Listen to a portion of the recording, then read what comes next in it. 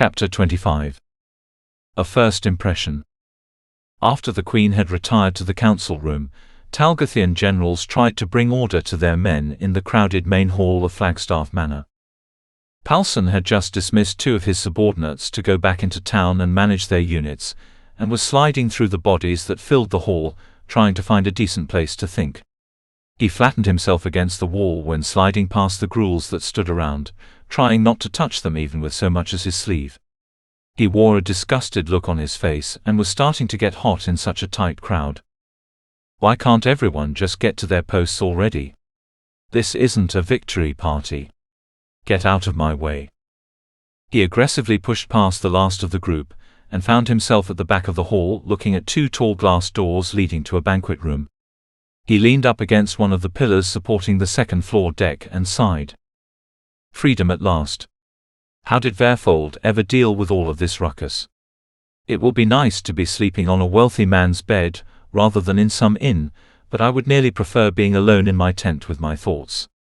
Back then, I only had to worry about keeping my blade sharp for the next shadow walker and wait for the order. Who knew that being at the helm would give me such a headache? He was taken from his thoughts when 2 captains he hadn't seen before ran up to him and crossed their arms over their chests at attention. "Sir Palsson," one of them shouted. Palsson rubbed his temples and groaned at his volume. "Yes. What do you want?" "Forgive us, General. You must be weary, but we have orders straight from Lord Marmius. The Queen wishes you come to the council room upstairs immediately, sir." All of the feeling in Palsson's legs vanished, and he staggered as if they had just transformed into water. "The Queen wants to see me," he said, forgetting entirely to maintain his authoritative demeanor. "Now." "But why?" "I know not, sir. But she is waiting as we speak. We must bring you at once." Palsson tried to think of some way to delay. He tried to think of something he needed to go retrieve or something he had to prepare before going, but nothing came to mind. He was still wearing his Talgarth cloak and sword and needed nothing else. The 2 captains were staring at him anxiously. The awkward silence won the bout, and before he knew what he was doing, he reluctantly waved for them to lead the way to the council room. He had only just seen the Queen for the first time no more than an hour before, and a distant glance sufficed well enough for him. He had felt her strange aura and wanted no part of it. Fate, damn it all. I came to Talgarth to help enslave the Shadow Walkers, not to become a general, let alone to be led into the lioness den. I did not ask for any of this. What could Queen Tamara possibly want with someone like me? Any command she wished could come through Marmius. And then formalities, what am I supposed to do? I have never met a queen before. Do I bow? Grovel? She'll kill me if I displease her. Perhaps that would not be so bad. The walk back through the crowd and up the stairs to the second level was all too short. One of the captains took his place among the huddle of men beside the doors, and the other swallowed hard and tapped a light knock. It opened a crack. He whispered something inside, but Palsson did not hear it nor any of the din of voices filling the manor. All he heard was his own panicking thoughts and his heart beating against his ribs. The captain returned to his place and gave Palsson a look that was somewhere between admiration and sympathy. "You may go in now." One last thought of turning and leaving right then and there passed through Palsson's mind, but the door hanging open a crack seemed to draw him toward it. He could not keep her waiting. He scared himself when he saw his own hand pushing the door open. The first thing he saw when he entered was Lord Marmius standing before him near the table. Palsson closed the door tightly and looked over to see the lioness sitting there staring at him. Her eyes were cold and empty but full of the strange power he sensed before, and as she looked at him Palsson could almost feel a hole burning right through his head. She was a magnificent person to behold in every way, but he still did not want to take another step toward her. He vaguely noticed Lord Marmius had crossed around the table and now stood next to him. The fear he once felt for Lord Marmius was so insignificant up next to the Queen that he felt he was standing by a close comrade who could protect him from whatever it was she wanted. Luckily, instinct took over and he followed Marmius as he walked him to the edge of the table where she sat and stopped. "My Queen," Marmius said.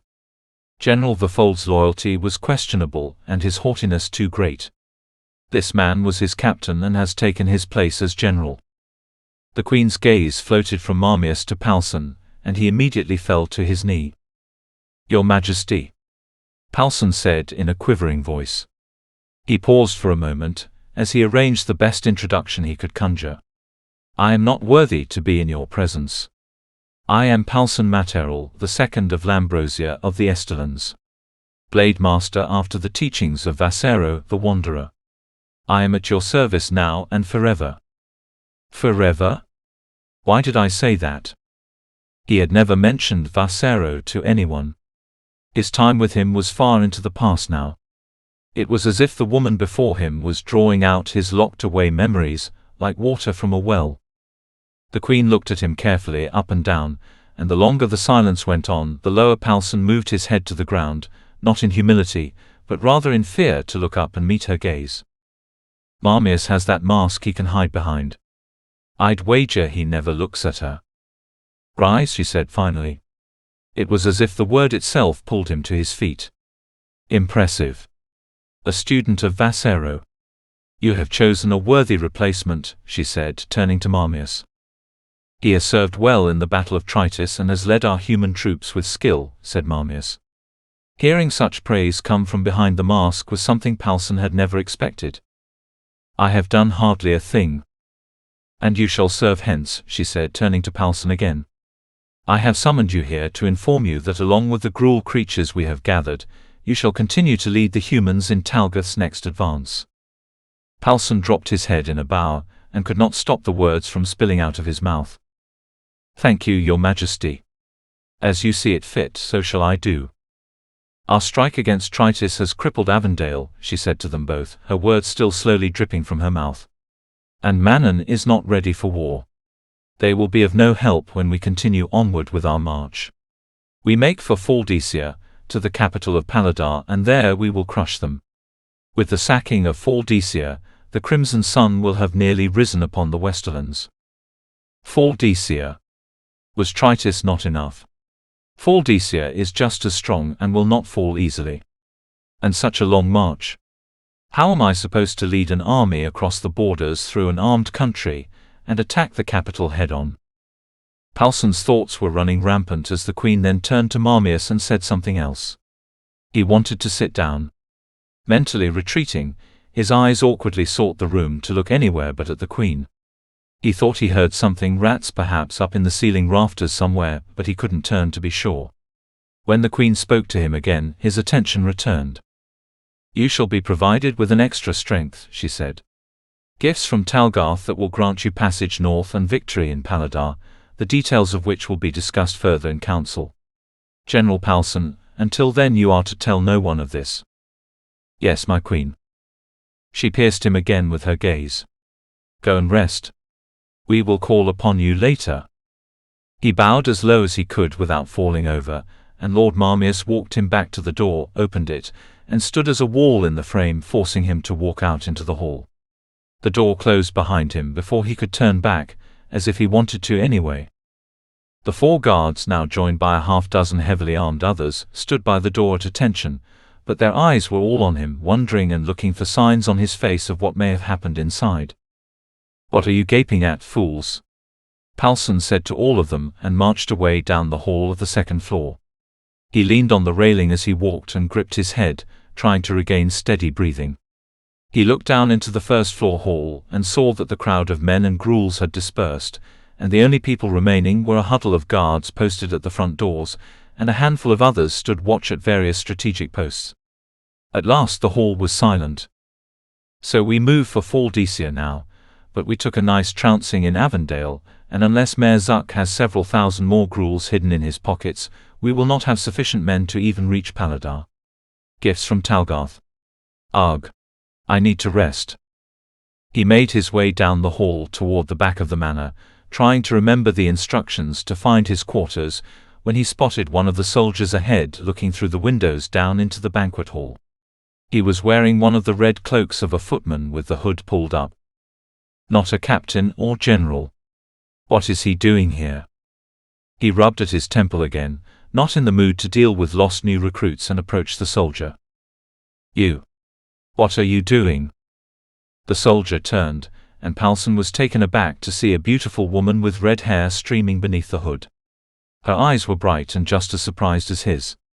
Her cloak was open, and she was wearing a long grey shirt pulled tight at the midriff by a corded corset, dark pants and travel boots, peculiar for a soldier of Talgarth. Not the crimson sun tunics, gloves and boots that most wore.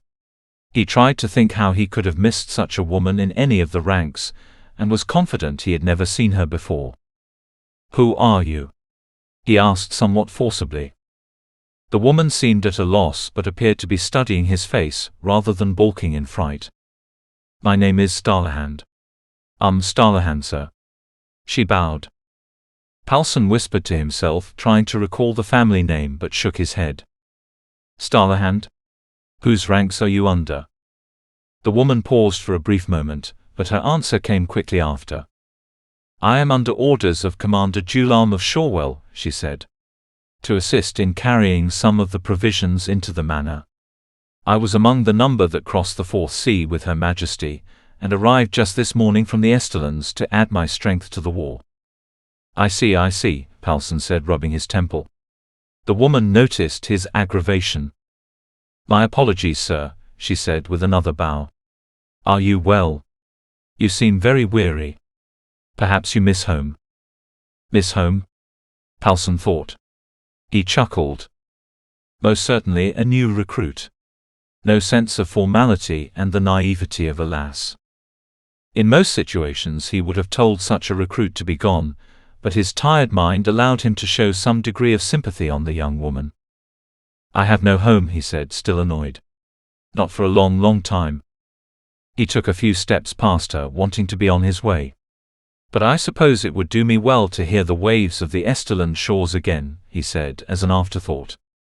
The woman seemed unusually surprised. "Waves? You lived near the ocean, then?" "Red cliffs," she said to herself.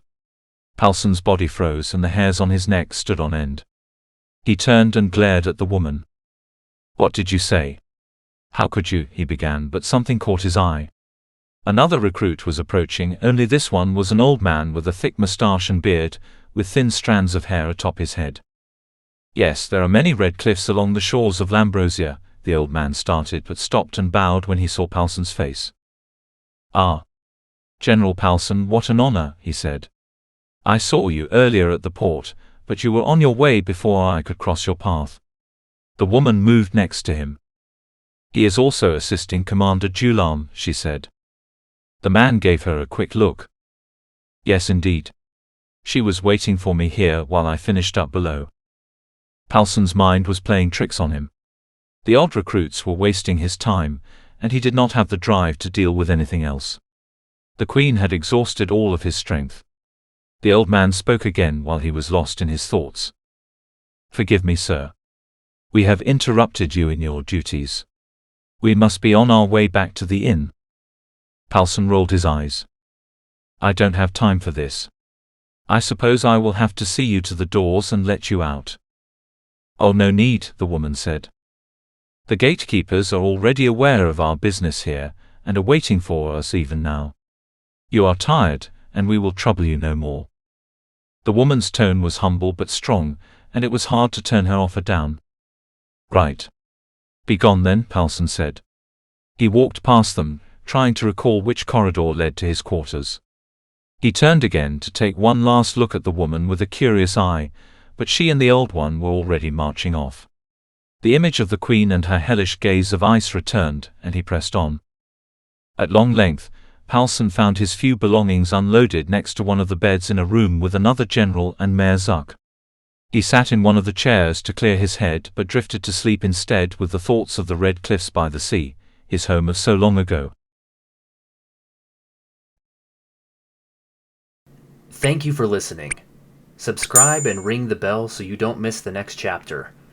Episodes go live every Monday and Friday morning at 10 a.m. Eastern Standard Time. The audiobook can be purchased in its entirety on Google Play Books. Get the whole trilogy now in both paperback and ebook formats. All links are in the description.